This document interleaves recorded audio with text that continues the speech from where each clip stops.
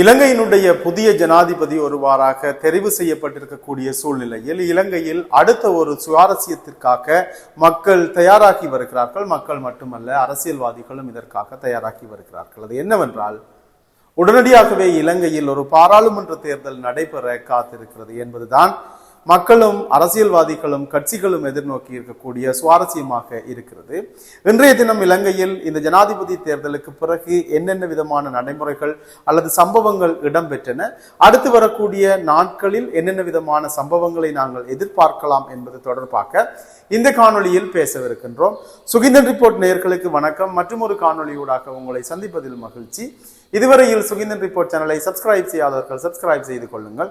எங்களுடைய காணொலிகள் தொடர்பான உங்களுடைய கருத்துக்களை எங்களோடு பகிர்ந்து கொள்ளுங்கள். அவை தொடர்பாக கருத்தில் எடுத்துக்கொள்ள நான் தயாராக இருக்கிறேன். ஜனாதிபதி அனுரகுமார திசாநாயக்க இன்றைய தினம் உத்தியோகபூர்வமாக ஜனாதிபதியாக பொறுப்பெடுத்துக் கொண்டிருக்கின்றார்.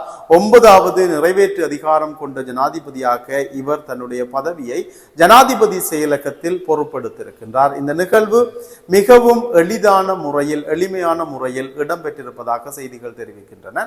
கடந்த 2019ஆம் ஆண்டு நாட்டினுடைய ஜனாதிபதியாக பொறுப்பெடுத்துக் கொண்ட அல்லது தெரிவு செய்யப்பட்ட முன்னாள் ஜனாதிபதி கோட்டாபய ராஜபக்ச தன்னுடைய ஜனாதிபதியான பதவியேற்பு விழாவை அனுராதபுரத்தில் நிகழ்த்தியிருந்தார். இதற்கு வரலாற்று பூர்வமான பலவிதமான காரணங்கள் சொல்லப்பட்டிருந்தன. இந்த காரணங்கள் எல்லாமே சிறுபான்மை சமூகத்தினருடைய அரசியலை புறக்கணிக்க கூடியதாகவும் பெரும்பான்மை சமூகத்தினருடைய அந்த ஆதிக்கத்தை நிலைநிறுத்தக்கூடியதாகவும் இருந்தது என்பது தொடர்பாக பல்வேறுபட்ட கட்டுரைகளும் ஆய்வுகளும் வெளிவந்திருந்தன.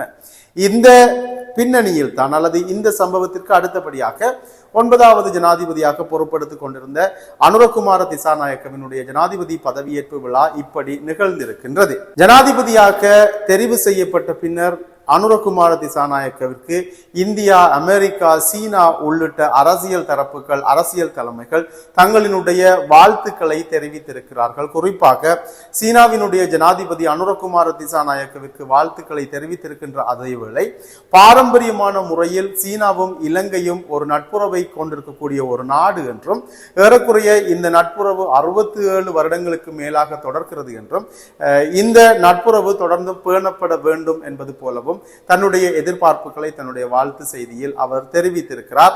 இவை எல்லாவற்றையும் விட மிக முக்கியமான ஒரு செய்தியாக சமகாலத்தில் அல்லது சம நாட்களில் எதிர்பார்க்கப்படக்கூடிய ஒரு விவகாரம், ஜனாதிபதி தேர்தல் நிறைவுக்கு வந்துவிட்டது.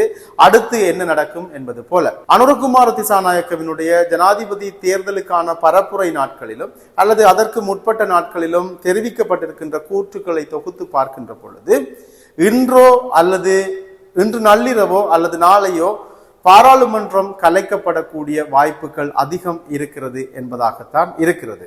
இது அரசியல் அவதானிகளாலும் அரசியல் கட்சிகளாலும் தலைவர்களாலும் பொதுமக்களாலும் கூட இலகுவாக கணிக்கக்கூடிய ஒரு விடயமாக இருக்கிறது.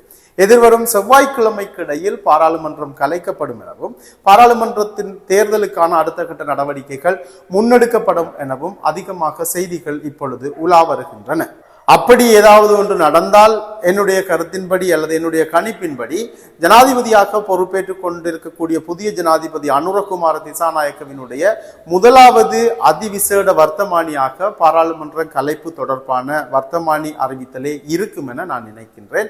எனவே இப்படி பாராளுமன்ற தேர்தல் அல்லது பாராளுமன்றம் கலைக்கப்பட்டு பாராளுமன்ற தேர்தலுக்கான நடவடிக்கைகள் முன்னெடுக்கப்படக்கூடிய சந்தர்ப்பங்களில் அக்டோபர் மாதத்தினுடைய முற்பகுதியில் பாராளுமன்ற தேர்தல் நடைபெறுவதற்கான திகதிகள் அறிவிக்கப்படுவதற்கான வாய்ப்புகள் இருக்கின்றன எனவும், நவம்பர் மாதத்தினுடைய இறுதி பகுதியில் நவம்பர் 25 தொடக்கம் 30ஆம் திகதிக்குள் இந்த பாராளுமன்ற தேர்தல் நடத்தப்படலாம் எனவும் எதிர்வு கூறப்படுகிறது. அப்படி பார்க்கின்ற பொழுது நவம்பர் மாதம் 24ஆம் திகதி புதிதாக பொறுப்பேற்றுக் கொண்டிருக்கக்கூடிய அனுரகுமார திசாநாயக்கவினுடைய பிறந்த நாளாக இருக்கிறது. ஜனாதிபதியாக பொறுப்பேற்ற பின்னர் தான் கொண்டாட போகின்ற தன்னுடைய முதலாவது பிறந்த நாள் அன்று கூட இந்த தேர்தல் நடைபெற முடியும் என்பது போல கருத்துக்கள் இப்பொழுது உலா வருவதை அவதானிக்கக்கூடியதாக இருக்கிறது. ஜனாதிபதியாக பொறுப்பெடுத்திருக்கக்கூடிய அனுரகுமார திசாநாயக்க இந்த பாராளுமன்ற தேர்தலை எப்படி எதிர்கொள்ள போகின்றார், இந்த பாராளுமன்ற பிரதிநிதித்துவத்தை பெரும்பான்மையை எப்படி உறுதிப்படுத்த போகின்றார், யாரோடு தான் இணக்கமாக செல்ல போகிறார் அல்லது எந்தெந்த அரசியல்வாதிகளை தனக்கு பக்கத்தில் வைத்துக் கொள்ள போகிறார் என்பதை பொறுத்து தான் ஜனாதிபதியாக பொறுப்படுத்திக் கொண்டிருக்கக்கூடிய அனுரகுமார திசாநாயக்கவினுடைய அரசியல் போக்கு தீர்மானிக்கப்படவிருக்கிறது. இப்பொழுது வெறுமையாக ஒரு சுவரை பார்த்து கொண்டிருப்பது போலவும் ஒரு சுவரில் வரையப்பட்டிருக்கக்கூடிய புதிய ஜனாதிபதியினுடைய முகத்தை பார்த்து கொண்டிருப்பது போலவும் தான் ஒரு தோற்றம் இருக்கிறது. அப்படி பார்க்கின்ற பொழுது எப்படியான ஒரு அரசியலை அனுரகுமார திசாநாயக்க கொண்டு நடத்த போகிறார் என்பது தொடர்பாக யாருக்கும் எந்த தெளிவும் இல்லை. மக்கள் ஜனாதிபதி தேர்தல் காலத்தில் இருந்து மாற்றம் மாற்றம் மாற்றம் என்கின்ற ஒரு சொல்லாடலை தொடர்ச்சியாக பயன்படுத்தி வந்திருக்கிறார்கள். எப்படிப்பட்ட மாற்றம் உருவாக்கப்பட வேண்டும் என்பது போலவோ எப்படிப்பட்ட அரசியல் முன்னகர்த்தப்பட வேண்டும் என்பது தொடர்பாகவோ மக்களுக்கு எந்த விதமான ஒரு ஐடியாவும் இல்லை என்பதை நான் ஆரம்பம் முதலே சொல்லிக் கொண்டு வருகின்றேன். அவர் முன்வைக்கக்கூடிய அரசியல் மக்கள் எதிர்பார்த்த இந்த மாற்றங்களோடு ஒத்து போகின்றதா என்பதில் இருந்துதான் ஜனாதிபதியினுடைய அரசியலுக்கான ஆதரவும் எதிர்ப்பும் விமர்சனங்களும் உருவாக்கும் என்பதில் எந்த விதமான ஐயமும் இல்லை. ஜனாதிபதி அனுரகுமார திசாநாயக்க பொதுவாக ஊழலுக்கு எதிரான ஒரு ஆட்சியை முன்னெடுப்பேன் எனவும் இனவாதம் இல்லாத ஒரு ஆட்சியை முன்னெடுப்பேன் என்றும் ஊழல் தொடர்பாக பெயரிடப்பட்டிருக்கக்கூடிய அரசியல்வாதிகளுக்கு எதிராக சட்ட நடவடிக்கைகளை மேற்கொள்வேன் எனவும் ஈஸ்டர் குண்டு தாக்குதல் போன்ற நாட்டில் இடம்பெற்ற படுபாதக செயல்களை மேற்கொண்டவர்களை கண்டறிந்து அவர்களுக்கு எதிராக சட்ட நடவடிக்கைகள் மேற்கொள்ளப்படும் என்பது போலவும் பெரும்படியாக ஒரு சில உறுதிமொழிகளை வழங்கி இருக்கிறார். அவையெல்லாம் நிறைவேற்றப்படும் என்பது ஒரு பக்கம் இருக்க, இதனை தாண்டிய சிறுபான்மை மக்களுக்கான அரசியல் தீர்வு விவகாரத்தில் எப்படிப்பட்ட ஒரு அணுகுமுறையை கையாள போகின்றார், சட்டவிரோத குடியேற்றங்கள் பௌத்த விகாரைகள் அமைத்தல் போன்ற விடயங்களில் யாருக்கு சாதகமான தீர்மானங்களை அவர் எடுக்க போகின்றார் என்பதெல்லாம் தமிழர்களினுடைய ஆதரவினை பெற்றுக் கொள்வதற்கான ஒரு அரசியல் போக்காக எதிர்பார்க்கப்படுகிறது.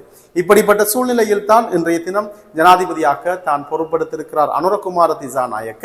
அடுத்தடுத்து வரக்கூடிய செய்திகள் தொடர்பாக மீண்டும் உங்களை இன்னும் ஒரு காணொலியில் சந்திக்கின்றேன்.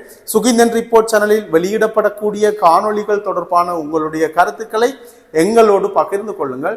தேவைப்பட்டால் உங்களுடைய கருத்துக்கள் தொடர்பாக காணொலிகள் மேற்கொள்ள நான் தயாராக இருக்கின்றேன். இன்னும் ஒரு காணொலியில் சந்திக்கிறேன். நான் சுகிந்தன். வணக்கம்.